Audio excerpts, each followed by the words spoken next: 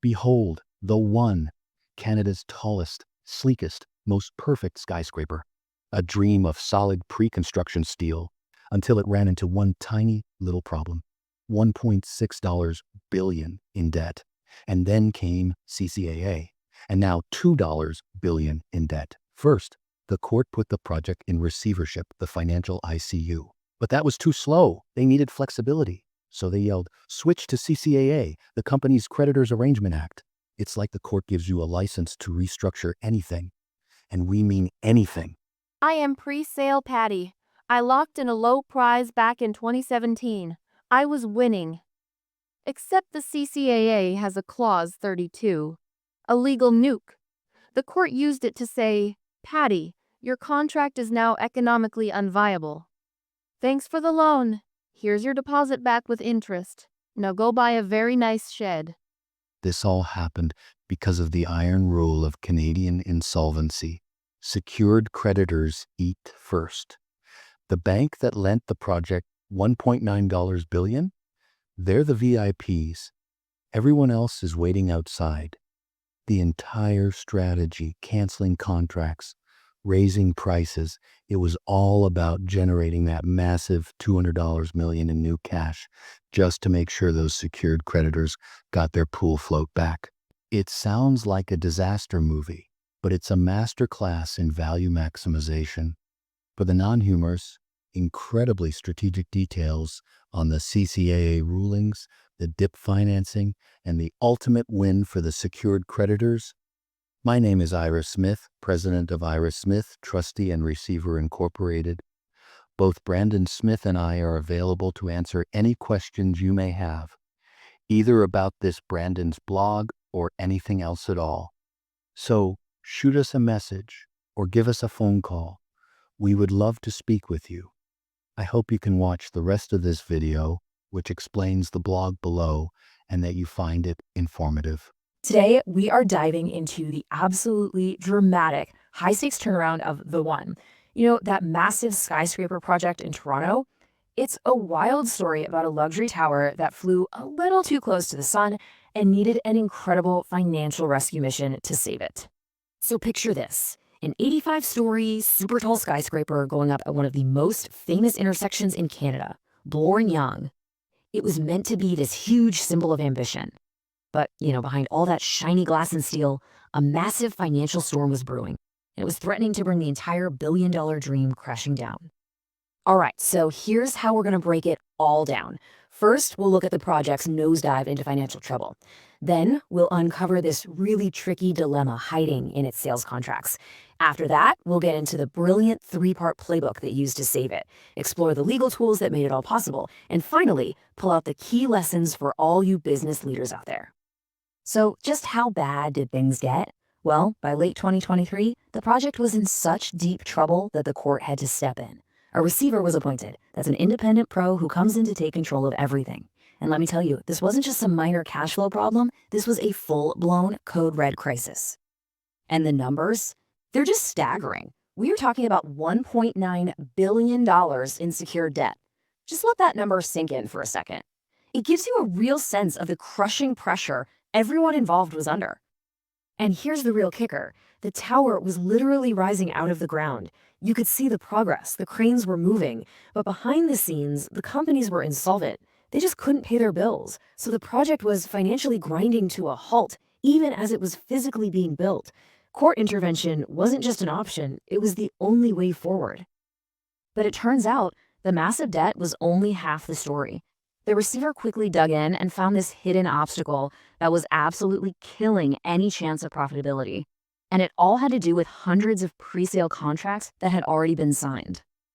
So way before the crisis hit, hundreds of these condo units had already been sold, and the buyers had put down something like $105 million in deposits. Now, on the surface, that sounds great, right? Pre-sales lock in revenue, they prove people want to buy. But in this case, they had become a huge liability. And why is that? Well, because those contracts were signed years ago, locking in prices based on a totally different market. Fast forward to today, and market analysis showed those exact same units were worth way, way more. The project was stuck. It was legally obligated to sell its most valuable assets for a fraction of what they were actually worth in the current market.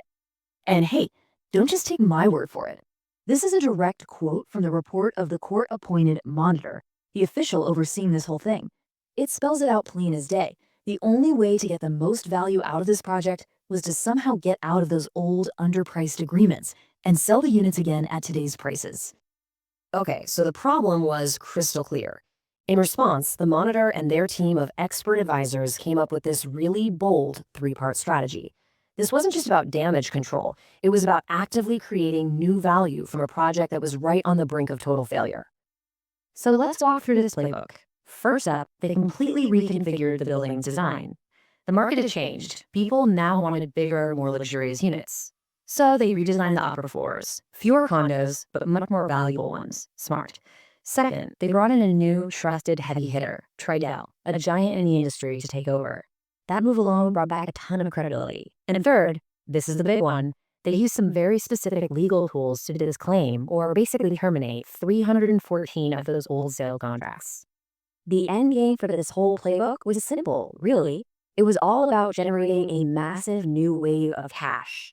By redesigning the product and breaking free from those old, outdated prices, they could finally align the one with what the luxury real estate market actually looked like today and unlock its true, massive financial potential. Now, you might be thinking, wait a minute, how do you just terminate hundreds of legally binding contracts? Well, it's incredibly complicated, and it required a major shift in the legal strategy, moving the project out of a simple receivership and into a much more powerful, formal restructuring process. And the tool they used for the job is called the CCAA, the Company's Creditors Arrangement Act. You can think of it as a powerful legal shield for big, complex corporate turnarounds. It gives the company breathing room from its creditors and provides them special powers to reorganize the business, all with the goal of getting the best outcome for everyone. It is tailor-made for these kind of high-stakes situations. And here's the aha moment.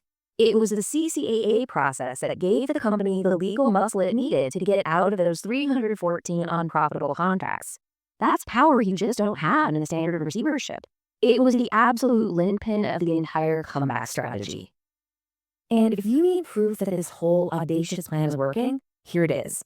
While under the CCAA protection, the project secured $615 million in new financing. This is what is known as DIP financing, and it was a huge deal. It was a massive vote of confidence from new lenders, showing they believed in the turnaround plan, in the new management, and in the project's profitable future. So what can you, as a business leader or an advisor, learn from this incredible story? Because this isn't just some real estate drama. It's really a masterclass in strategic crisis management. Okay, let's nail down these lessons. First, markets are always moving. A contract that looks like a great deal today could become a huge anchor weighing you down tomorrow. Second, insolvency doesn't always mean it's the end.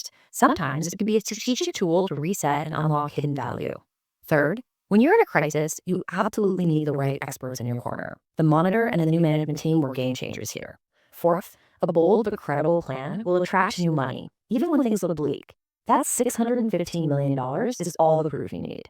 And finally, understanding powerful legal tools like the CCA is just essential if you're going to navigate a serious financial storm. So we'll leave you with a question to mull over for your own business. In today's really volatile market, it's worth taking a hard look at your long-term agreements. Are they truly a source of strength and stability? Or could they be a hidden risk, locking you into a version of the past that just doesn't exist anymore? Something to think about.